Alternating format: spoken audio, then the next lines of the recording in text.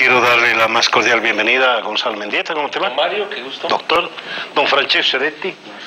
Vero. Hola, Mario. Vero, ¿no? Vero, Vero, ¿no? sí, gracias. Y está con nosotros primera vez que... Y le pregunté antes de entrar allí, ¿cómo te presento? Soy un ciudadano del mundo. No.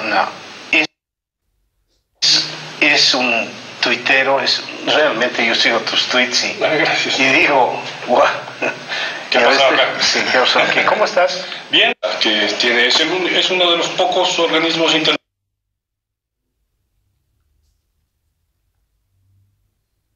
que tiene sede en Bolivia. Ajá. El otro es Plata y el otro es el fondo, el FILAC, que es ahora como se denomina. Y he estado en una semana muy agitada con la cumbre iberoamericana y somos un poquito más ambiciosos. Entonces, bueno. Comunicados visuales. Exactamente, ahí me dedico. Bien, no quiero dejar pasar la oportunidad para preguntar cosas que son absolutamente coyunturales. Y no sé cuán coyuntural es esto de que se viene una campaña tan dura. Y ha empezado la campaña. Yo recuerdo que nunca en estas 31 elecciones que ya han pasado, nunca se había adelantado tanto la campaña, una campaña electoral. ¿Tú recuerdas algo? No. Y yo creo que esta es una coyuntura especial que va a mejorar, yo creo, el ejercicio político y va a cambiar el escenario político en definitiva y en el futuro en nuestro país. Porque este año de ejercicio yo creo que va a implicar una nueva forma de pensar la política, que ya está sucediendo. Yo me he dado cuenta un poco cuando en la votación del Estatuto Autonómico de La Paz hubo cierto rechazo y hubieron unas movidas que me parecían interesantes, sobre todo de jóvenes, que iban ahí a la corte a hacer respetar su voto. Ahí comenzó un ejercicio interesante. Luego, después con el 21F y con la votación de las judiciales, yo creo que se ha visto ahí una nueva presencia. Yo creo que este tiempo de ahora para el próximo año, aunque es una campaña larga, pero está acelerando los tiempos políticos de la reflexión. Y sobre todo unos tiempos en la reflexión que van a obligar, obviamente, a muchos a acercarse de una manera distinta a la realidad que lo que se tenía acostumbrado. Es decir, la clase política tenía una serie de herramientas teóricas, creo, ¿no? Un programa de gobierno, unos líderes, una estructura, una ideología sobre todo. Yo creo que esas cosas ya no son suficientes para el ejercicio político ahora, para comprender la realidad. Lo que ha pasado con las alianzas en esta última semana me demuestra eso. Es decir, yo creo que las alianzas nuevas son las alianzas de la vieja política, ¿no? UCS, UDE, UN, todos ellos se han estructurado porque son los viejos políticos. Es la vieja manera de hacer política. Es decir, es el partido político, es una ideología, es la movida de su gente, ¿no? Y que todos tienen que obedecer una misma estructura y una misma manera de ver las cosas. Es decir, es la herencia del centralismo democrático, si se puede decir de alguna manera, ¿no? Es decir, hemos estado acostumbrados a esa forma de hacer política. Y de pronto, obviamente, han aparecido entre todas estas movidas que yo mencionaba de las elecciones hacia atrás, todas las plataformas ciudadanas que no encajan en ningún modelo que nosotros hasta el momento hemos visto o hemos vivido. No encajan y todavía no sabemos cómo poder entenderlas. Ahí aparece en el escenario Carlos Mesa y da la lectura de la ciudadanía como una nueva forma de interpretar o de integrar estas necesidades políticas de la gente. Y eso es interesante, por lo menos desde mi punto de vista, por lo menos lo intuye. Por lo menos intuye que esa es una nueva forma de hacer política, que no es con las viejas herramientas, ¿okay? No sé si esa intuición será equiparable a una suficiente reflexión o hacia una suficiente todavía definición de algunos parámetros de lo que es hacer política en estos nuevos tiempos, con esta nueva generación de jóvenes que están mezclados y están relacionados de una manera absolutamente distinta que la que teníamos nosotros, o la que teníamos los padres. Entonces, es un escenario distinto. ¿Sí? Para polemizar un poco, ¿qué estás buscando con lo nuevo? O sea, ¿qué pretendes?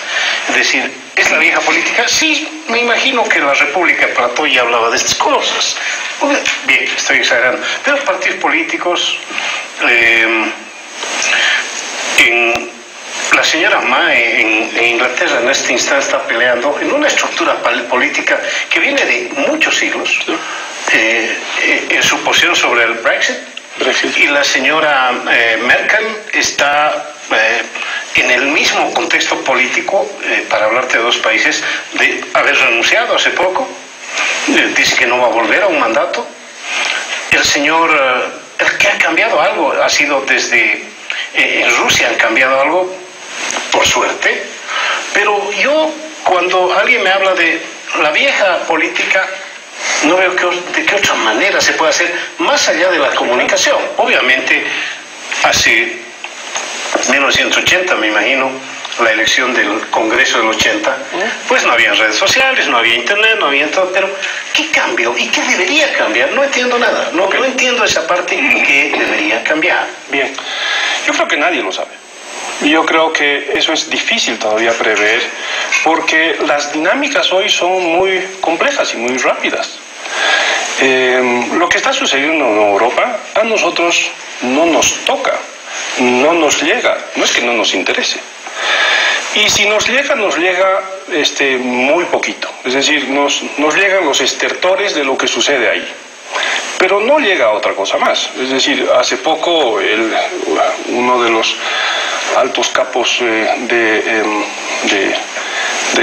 Departamento de Estado de Estados Unidos se refería a Cuba, a Venezuela, a Nicaragua, como, digamos, el nuevo eje del mal, si se puede decir. Bolivia no estaba inscrita ahí. Es decir, no les importamos a nadie. Nosotros se olvidaron, no les importamos, es decir, nosotros no tocamos. Otra de las cosas que, por ejemplo, de las que Bolivia está muy separada es de tres cosas importantes, de tres desafíos importantes que tiene el mundo hoy y que a nosotros nos toca muy poco, muy poco. ¿Cuáles son esos tres temas importantes? Energía nuclear, cambio climático e inteligencia artificial. Son tres de las cosas más importantes que hoy le toca en el desafío a la humanidad enfrentar en los próximos 30 años. Y de lo cual nosotros no tenemos idea mucho. Es decir, quizá en energía nuclear ahora un poquito por el instituto que se va a implementar en el Alto. En el cambio climático tenemos mucho que ver, pero tenemos muy poco elaborado, aunque tenemos mucho que ofrecer. Y en inteligencia artificial estamos absolutamente fuera. Entonces, sobre estas realidades nosotros no tenemos que ver. Entonces, ¿qué es lo nuevo ahora en política, según yo, para nosotros? Es entender que la diversidad y la independencia de los movimientos son lo que se debe estructurar.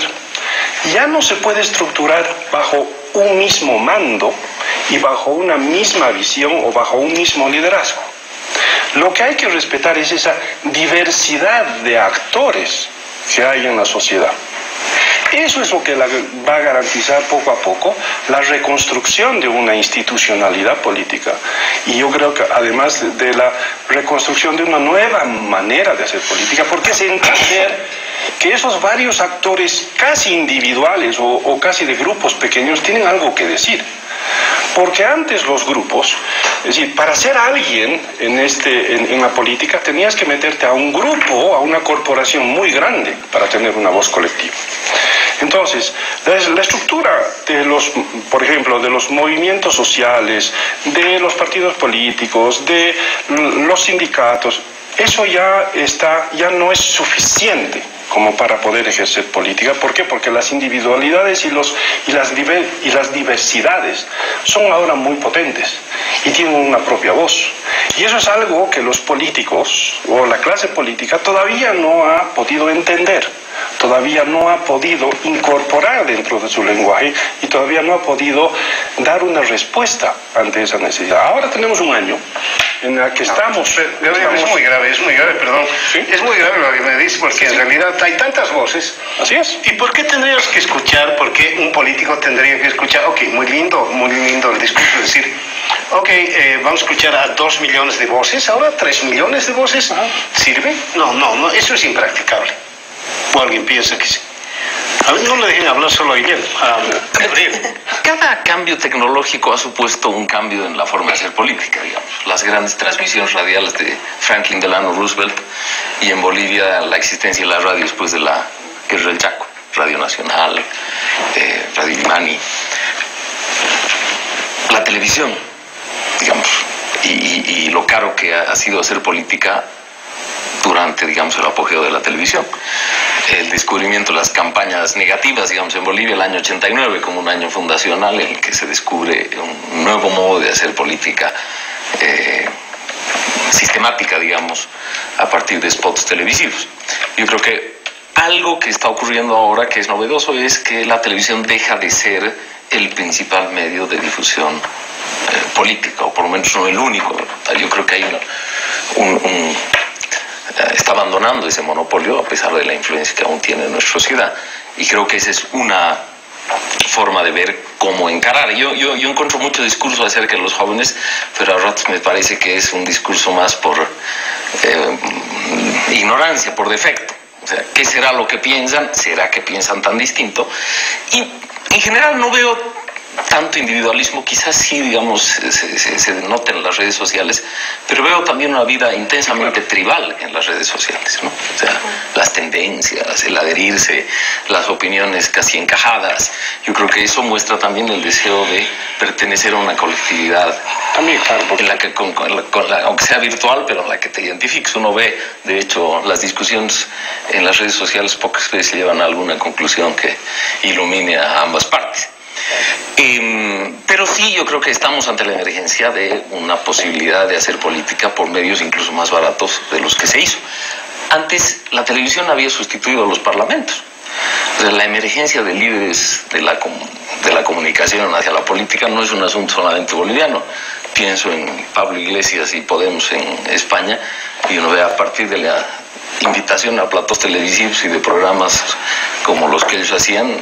En el caso de Álvaro García Linera. Y el caso de García Linera, de Carlos Mesa y de Cristina Corrales y de Gálvez, y uno puede pensar de una manera. Entonces, ¿dónde se hace la política? Creo que es una discusión que hoy día tiene algunos nuevos ribetes. No sé si tan distintos de los previos, pero sí algunos.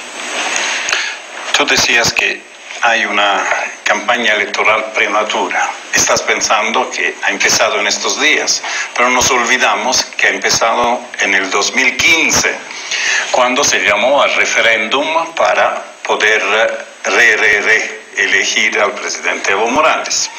Ahí ya empezó la campaña con mira a las elecciones del 2019. Ese referéndum era claramente no porque un artículo de la Constitución era feo, no encajaba bien, era porque había una elección en el 2019 y en esta elección querían estar ciertas personas. Ahí empezó. Entonces, lo que antes era una batalla electoral, ¿no?, que tenía ciertos prolegómenos, pero que al final, los últimos 3 meses, con eslogan, con apariciones por televisión, con los recursos tradicionales, ¿no?, se llevaba a cabo esa batalla y llegaba los escrutinios y finalmente había un vencedor. Ahora es una guerra por etapas.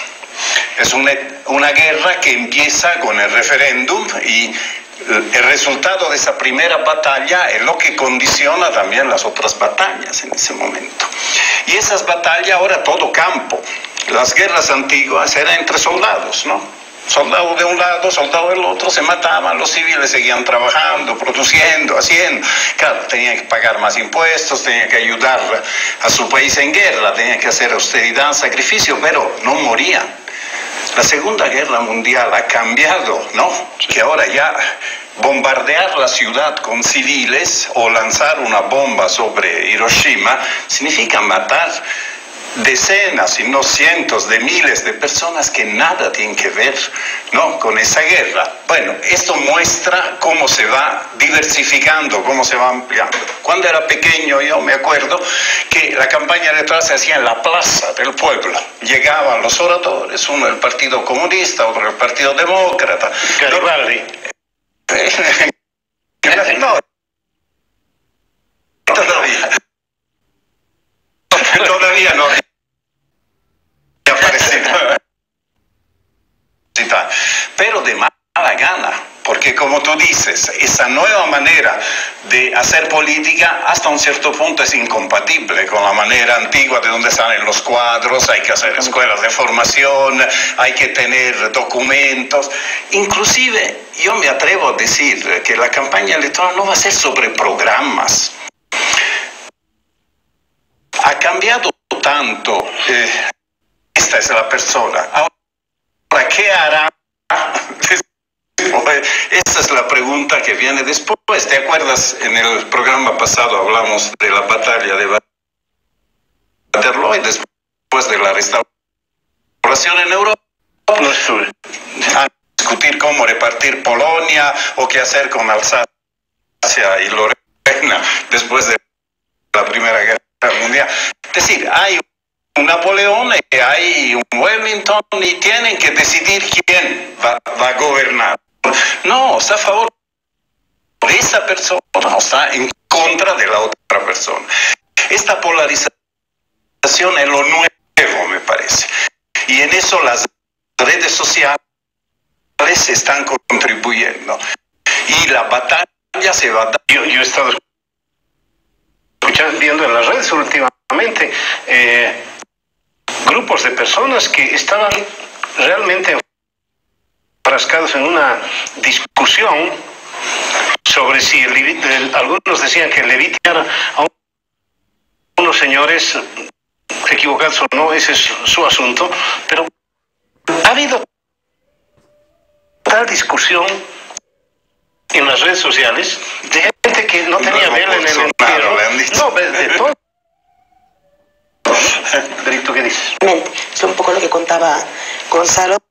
En algún momento los medios, la telecracia, la mediocracia definen quién está en el juego político, pero son personas contadas, son decenas, centenas en los países y los sistemas políticos ya tener un rol que jugar ahí. Entonces, por supuesto, esto genera un chenco, por decirlo, como sabemos decirlo, en términos políticos, en términos simbólicos, y donde haya un número contado de instituciones, de organizaciones que determinen cómo se va a jugar. Ha pasado ahora. En cambio, sí parecen haber algunas organizaciones políticas que en la LOP le ha quedado grande a las organizaciones políticas. Y lo dice en el sentido de que las organizaciones políticas no estaban listos en términos de democracia interna para afrontar lo que rápidamente, porque se acortaron los calendarios, ha pasado ahora. En cambio, sí parecen haber algunas organizaciones políticas que, entendiendo este nuevo panorama lleno de millennials, con muchas herramientas y demás, está tratando de hacer una nueva alianza. Bolivia dice no, están realmente tratando de hacer todo el camino perfecto que debería ser una organización que tiene democracia interna para adentro. Están tratando de hacer primaria cuando no estamos en crisis de representación política, pero es cierto también pues que estas pocas organizaciones que se animan a hacer política en lo institucional, hoy que está de moda hacerla desde el teléfono, toman ese riesgo de estar ahí al medio de un fuego cruzado. Pues es cierto que tienen que hacer una apuesta mucho más grande, pero que finalmente es la única que les va a permitir acceder al poder. Todo lo demás, estamos en condiciones de aseverar que al día de hoy lo que ha cambiado en la política Es un tema de herramientas comunicacional, como señalaba Gonzalo, que es lógico que de aquí a 10, 20 años va a ser otro también. Y en términos, no solo es Bolivia y su pobre fortuna, regionalmente somos una región caudillista que nos hemos creado de esa manera. Entonces, obviamente, estas campañas largas o cortas, creo que hay un acuerdo respecto a que esta es una campaña bastante larga, son quienes finalmente generan ánimos y emocionalidades, algo que está hoy en día muy de moda precisamente por las redes sociodigitales. Van a ser quienes van a determinar que tengamos algún ánimo distinto o no para definir una suerte del país en el año 2019. Mi pregunta en todo caso es ¿cuánto van a definir estas redes sociales?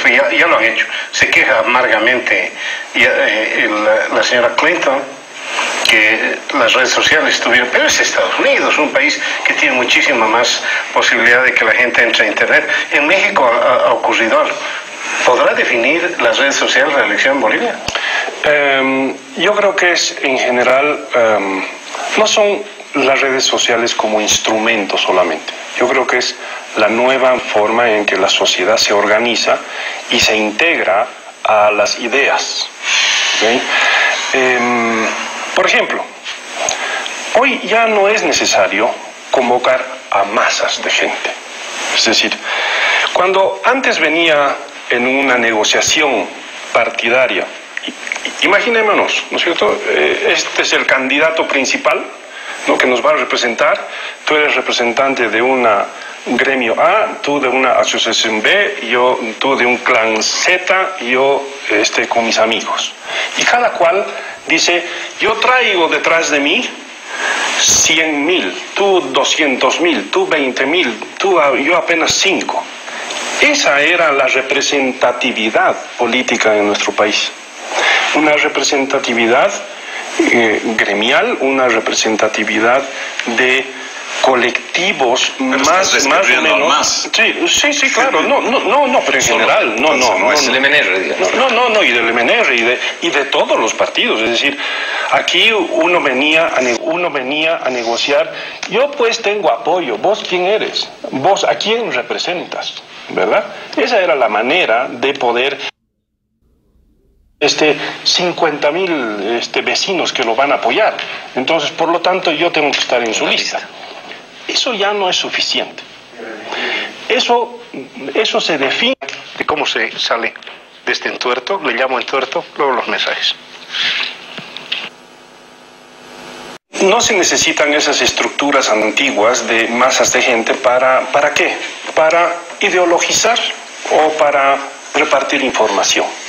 Ahora los individuos tenemos la posibilidad de acceder a la información que una persona quiera darnos. Tú, Gabriel.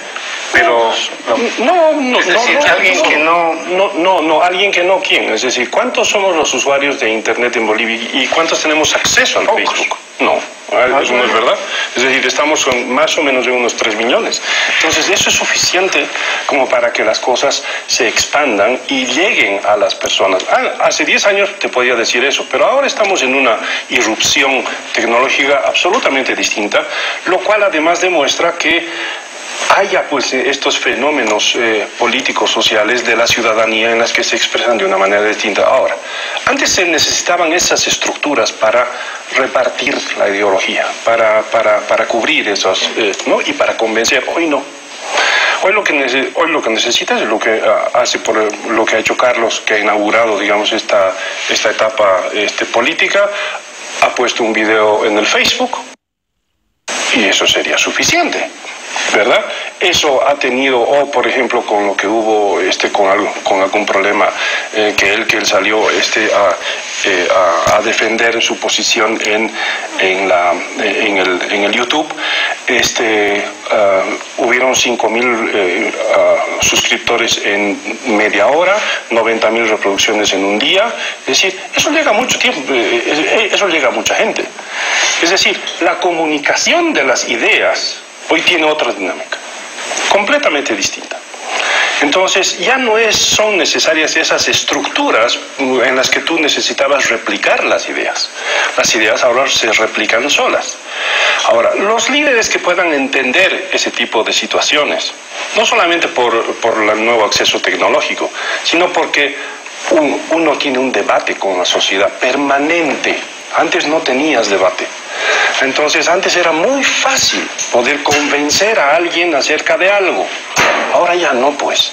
Ya es difícil hacer ejercicio político con las estructuras que tenías antes. Ahora es difícil que uno pueda decir una mentira, por así decirlo. En algún momento y más rápido las mentiras salen a la luz. O muchas de esas cosas. Entonces, la dinámica es distinta. La comunicación. Gabriel, tú eres comunicador. El exceso de comunicación es ruido. Y cuando hay ruido nadie escucha nada. No, evidentemente, esa podría ser una fórmula de mediados del siglo XX. Hoy lo que sucede es que es necesario y se puede filtrar todo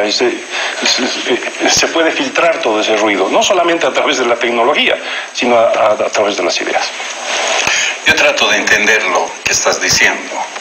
El método tradicional era la gran concentración, ¿verdad? La clausura de la campaña en la Plaza San Francisco y la disputa, ¿quién llenó más? Los del MIR llenaron hasta acá. Hoy en día eso ya no va. ¿Por qué? Porque tú puedes, como dices, hacer un YouTube y meterlo en la red y miles y miles de personas pueden acceder a eso. Lo que sí la gente reclama, yo creo, son dos cosas. Uno, un uso verdadero de las redes, no usar las redes para poner noticias falsas, para calumniar, porque eso es parte de la guerra sucia que se hace en las campañas. Ojalá haya un poquito de respeto, de espíritu cívico. Si uno tiene que hacer una denuncia, tiene que hacerla en base a fuentes, y no es el Twitter ni el Facebook el lugar mejor para hacerlo. Tiene que hacerlo un líder político con pruebas, con lo que sea. Y la segunda cosa que hemos perdido, Mario, y eso gracias por culpa de Evo Morales, son los debates. La gente todavía quiere ver debatir ideas. No es lo mismo que te presentes tú cada domingo en la noche y hagas un análisis de la semana, de la coyuntura, que aquí hay 5 personas que no están de acuerdo en muchas cosas y cada uno aporta algo diferente. Cuando son los dos líderes polarizados que quieren conducir el país y que dividen la opinión pública por simpatías, por confianza, bueno, sobre temas concretos tiene que verse quién tiene mayor capacidad de argumentar, quién tiene mejores argumentos al final para hacer. Y eso en muchos casos puede volcar la franja de indecisos que siempre existe. Entonces, hemos perdido algo en Bolivia que deberíamos recuperar, y eso la prensa creo no ha hecho lo suficiente para exigir que haya debates políticos entre los líderes que pretenden representar a los votantes. En Bolivia la persona es el programa, ¿no? Y yo creo que las personas reflejan también las tradiciones políticas bolivianas más antiguas. O sea, uno podría hacer una especie de genealogía de los liderazgos y creo que encontraría los ascendientes directos de cada líder político en discusión, digamos. Hoy es claro ver, por lo menos entre las principales 2 candidaturas, la estirpe callejera sindical expresada en Evo Morales, la estirpe clase media ilustrada, Carlos Mesa. O sea, creo que hay lenguajes que de todas maneras nos hablan en base a referentes que están súper construidos en nuestra historia, ¿no? Si uno hace memoria, ahorita las diferencias entre Nancy y Banzer, no necesitamos explicar cuáles fueron sus programas, ni a favor o en contra de qué estaban. Es fácil situarlos, digamos, en nuestra memoria. Y yo tiendo a ver que esa presencia está todavía muy fuerte. De hecho, hasta en los lenguajes visuales, uno termina viendo cuánto es el peso de esas tradiciones. Yo creo que el país, a pesar de las nuevas formulaciones y de lo que dice Gabriel con mucho acierto respecto a cómo se va a configurar la nueva política, incluso los costos, que, como digo, no son los mismos que hace 10 años, pero yo creo que el peso de las tradiciones todavía es un peso formidable en cómo vemos la política en el país.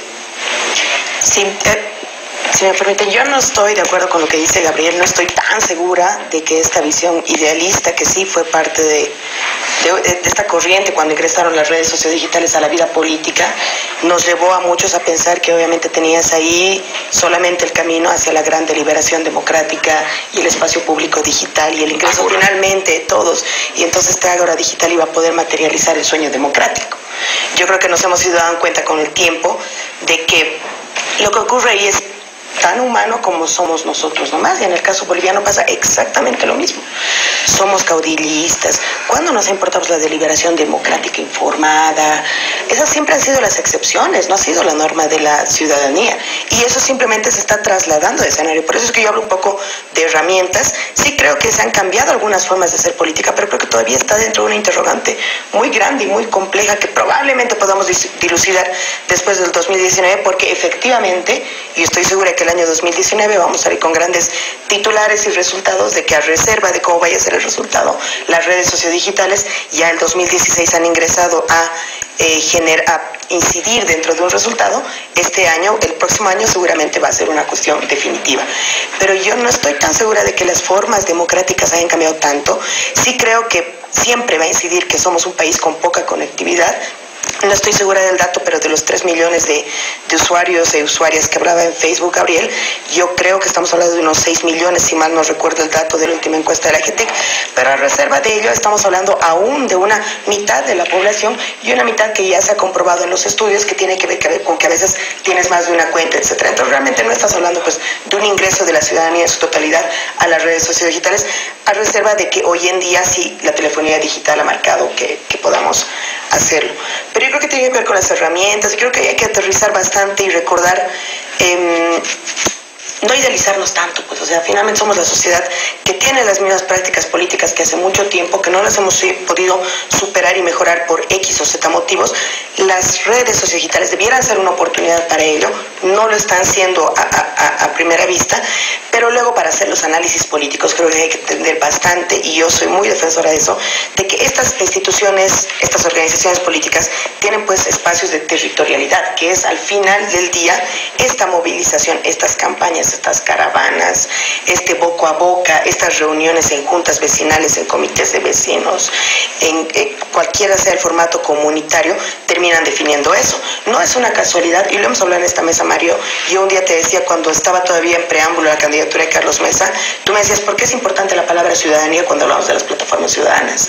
Carlos Mesa ha dado cuenta después por qué es importante, porque definía para ellos un concepto y una idea sobre la cual van a terminar de hilar la campaña, y la idea sobre la cual están planteando algo. Y antes de inscribirse al Tribunal Supremo Electoral, le suman comunidad ciudadana. Yo creo que por una lectura estratégica y política y comunicacional de entender que estás en un país que finalmente en un modelo del 2009 había apostado por un comunitarismo. Entonces no podías salirte de eso, tenías que ensamblarlo, y finalmente presentas eso. Pero esa es una lectura política de la realidad, de que si bien somos el ciudadano con su teléfono, que piensa, que se ofusca y no sé qué, pero que finalmente también termina definiendo su práctica, su vida política y social en sus lugares, en sus universidades, en sus colegios, en su trabajo, en sus iglesias, y ahí también te voy a poner otra clave de lo que puede marcar el 2019. Ambas cosas están combinadas. Bolivia es un país que reúne mucho de eso, entonces creo que hay que ahí siempre modular un poco lo que tiene que ver con la territorialidad y el teléfono, que nos puede a veces jalar mucho para los análisis. Yo me acuerdo, Gabriel, y te hago la consulta, antes se decía que la historia la escribían los que ganaban. Después se dijo, no, la ganan los que escriben. Entonces, mi pregunta va, ¿quién va a ganar la próxima elección? ¿Las redes sociales o el programa? Yo creo que, a ver, bueno, es difícil, o sea, bueno, pero hagamos algo de pitonizos, ¿no? Yo creo que las elecciones va a ganar aquel grupo de personas que están dentro de los posibles candidatos, aquel grupo de personas que pueda entender muchísimo mejor cuáles son las nuevas dinámicas y cómo han podido llegar con estas nuevas ideas. Ajá, pero además, ¿sí? En torno a eso te hago una... El presidente hace 3 o 4 días dijo, nuestra gran debilidad son las redes sociales. testigo, ¿no? Claro, ¿por qué su debilidad? Porque tienen obviamente una misma línea de pensamiento y eso va en contra de lo que son las redes sociales, que es la diversidad. Reproducen. No sé, claro, entonces nadie les cree, ¿no es cierto? O sea, lo que ellos reproducen son fake news, ¿ya? Es decir, y no reproducen reflexión. Ok, entonces, ¿quiénes van a ganar desde mi punto de vista? Aquellas personas que hayan podido dilucidar. Por eso digo antes, todavía en este momento no estamos en el momento en que hemos logrado completamente definir cuáles son aquellos puntos que a la ciudadanía le importan. Yo soy muy de acuerdo con Francisco cuando dice falta debate. Y eso es una de las cosas que tenemos que ver. Tenemos que ver las nuevas ideas. Todavía no sabemos nada de lo que piensa, en definitiva, la comunidad ciudadana. Yo no tengo mucha idea de lo que piensa UD o UN. De verdad, no tengo mucha idea. No sé qué es lo que piensan. No sé cuál es su posición en el mundo. La verdad, no tengo mucha idea.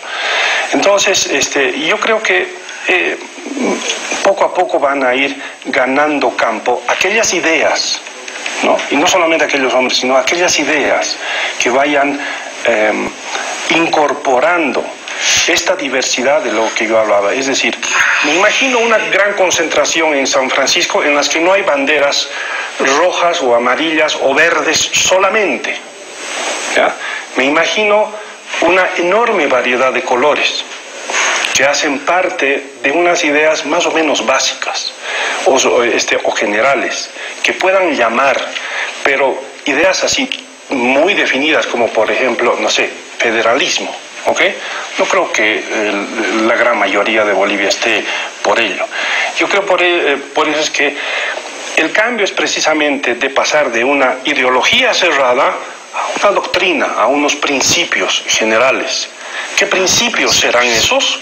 Todavía no lo sabemos, pero yo creo que esos son los que van a ganar, no los que se van a encerrar en una postura de mesías en los que nos van a decir, por allá es el futuro que nos espera mejor para todos nosotros.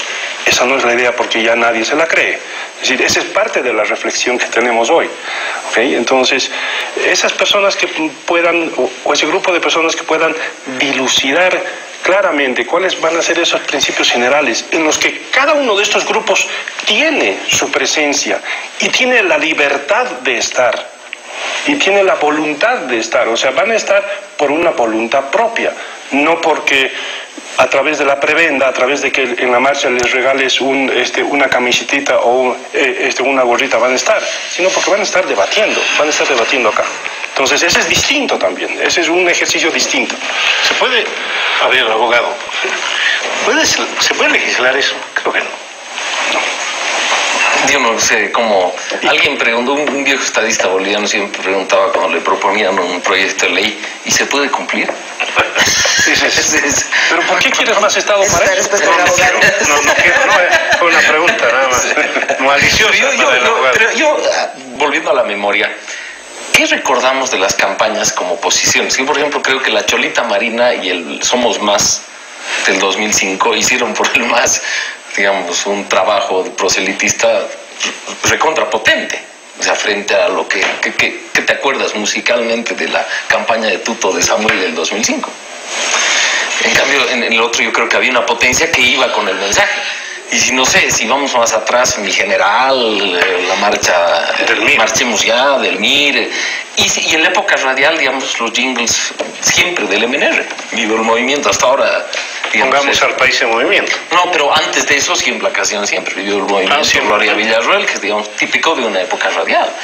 Entonces yo tiendo a pensar que digamos, lo que demandamos en general los intelectuales, como la necesidad de que la política sea debate, programas, a veces contrasta con la realidad de que la política se define por emociones, por jingles por frases, orden, paz y trabajo, digamos. También, ¿no? también, pero ahora ya no solamente. Es decir, yo creo que hay esa apertura. Es decir, ya nada es suficiente como para poder integrar o dirigir todo de una misma forma. Yo creo que hoy lo que se impone es la diversidad, la pluralidad de instrumentos, la diversidad de ideas, las distintas capas en las que se relacionan las cosas. Pero en mi pie de página lo que dices es que yo no sé si es de ideas realmente, sino de instrumentos. Pero creo que las ideas no necesitan ser realmente más que soundbites a veces. No, pero es que sería muy triste, ¿verdad? No, pero digamos que queriendo ver lo que es más lo que yo añadiría el elemento espectáculo. Tú te acuerdas de los jingles, de los spots, y yo me acuerdo de los debates. No sé si se acuerda un debate entre McLean y el compadre Palenque, que se levantó chispas, se habló durante 2 o 3 días y casi nadie tenía la grabación de eso para volverla. Hoy en día tienes un YouTube y lo pueden ver 80.000, 90.000 personas, pueden sacar un pedacito y decir aquí se contradice. Esta es la diversidad. Segunda cosa, una cosa es ir a la primera batalla, como hizo el MAS, ¿no? Una batalla, ya un asalto al poder en el 2005, con una campaña bien definida, con ideas de cambio. El cambio era... Ahora ya es un ejército desgastado, ya conocemos que muchas de estas consignas se han ido al tacho, muchas máscaras se le han caído. Entonces, no puede ser la misma estrategia. Si nos viene con jingle que queremos el cambio, queremos ¿qué nacionalización? Es decir, se necesita algo nuevo, y algo nuevo se puede ver también en debates. Yo soy, por ejemplo, convencido que no es el programa, sino el debate, las ideas, cómo enfrentar un determinado problema, no necesariamente en detalle cuántos millones de dólares vamos a invertir en vivienda, porque eso después no se cumple, sino cuál es la prioridad, qué vamos a hacer con la energía, qué vamos a hacer con los contratos de gas que nos dan de vivir, qué vamos a hacer con las relaciones internacionales. Estos principios, tú los llamabas, ¿no? Son las que deberían debatirse, ver lo que se ha hecho mal, lo que se puede cambiar y lo que se mantiene. Pero has dicho claro, deberían, ¿no? No, pero yo creo que el debate va a ser, si es que se da un debate, no es un debate de ideas, sino de quién es más hábil para salir del asunto. ¿Quién es más hábil? Yo me acuerdo, bueno, Sánchez Lozada los destrozó con chistes a Jaime Paz y a tenemos que contar gente cuando Jaime Paz. Ahora, hay algo que se está olvidando y que va a funcionar mucho en las redes sociales, la guerra sucia. Ciertamente. Que siempre funciona. ¿No es cierto? Sí. De hecho, el debate al que hacía referencia Francesco en realidad no fue el gran debate de ideas de si definías un tipo de Estado u otro, fue un tema de polémica. Por ejemplo, ¿quién tenía, ¿cómo me paro frente a ti? ¿Y quién tenía título universitario de Estados Unidos? Que fue el debate entre Palenque y McLean. Como un choro, digamos, ¿no? Y así te estoy diciendo a ti ilustrado delante de la televisión boliviana y al pueblo. Entonces, obviamente fue el término polémico más que de ideas. Yo estoy pensando un poco en lo que dice Gabriel y claro, nuevamente estoy en desacuerdo porque obviamente el pensar que tratar de alejarnos del programa a reserva de que sabemos que el programa no siempre fue la guía por la cual el pueblo votó o por la cual las organizaciones todas inmaculadas definieron hacer un proyecto, eso no existe. El pensar también que hay unos principios rectores que aglutinen como mínimos para orientar, me parece también un poco caer en la tónica que te dan las redes sociodigitales. Hay un nivel de corrección política ahí que es muy, muy fuerte, en el que tienes que ser feminista, tienes que ser progresista, tienes que ser animalista, tienes que ser ecologista, tienes que ser demócrata, tienes que promover las juventudes, o sea, una plétora de virtudes que en la realidad no se aplican. Entonces recoger eso a veces te genera pues un Frankenstein político que finalmente, y reitero, es muy chistoso porque una proviene del tiempo de la crisis de representación política y termina dándose cuenta en la práctica de por qué existen las instituciones políticas, las organizaciones políticas. Ellas son las que tienen que marcar, están llamadas a eso dentro de la sociedad, para marcar las líneas de lo que le ofrecen a la ciudadanía. El Estado, además, el Franklin Pareja esta mañana en un medio de comunicación decía, bueno, es que yo no puedo aceptar que una organización venga y diga cero corrupción, porque eso es como lógico. Si tú ves corrupción, plantea cero corrupción. Entonces no todo puede ser reactivo. Es un momento en que nos digan qué tipo de Estado queremos, qué tipo de cosas queremos, y ahí sí hay mucho que debatir. La sociedad está cambiando tremendamente. Lo que señala ahorita Gabriel, temas microeconómicos, de cómo la gente va a enfrentar su trabajo, su negocio, su vida de aquí a una década, esos son temas que no estamos hablando.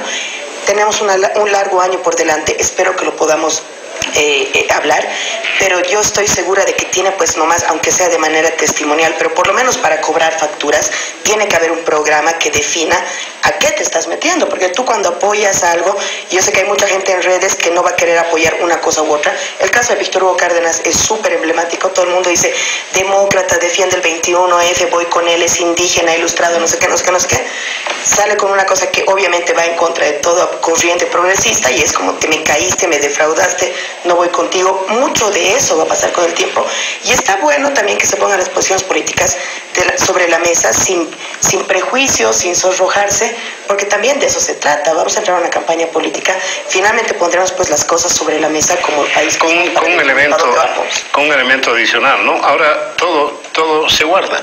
Es decir, hoy dices, yo voy a respetar la vida, y en tu gobierno algún policía se le ocurre dispararle a alguien, aquí está, no era que ibas a respetar la vida, y te lo recuerda ahora, todo, ¿no? Fíjate, Trump también, que le puedes recordar todo y no pasa nada, ¿no? Bueno, entonces... Sí.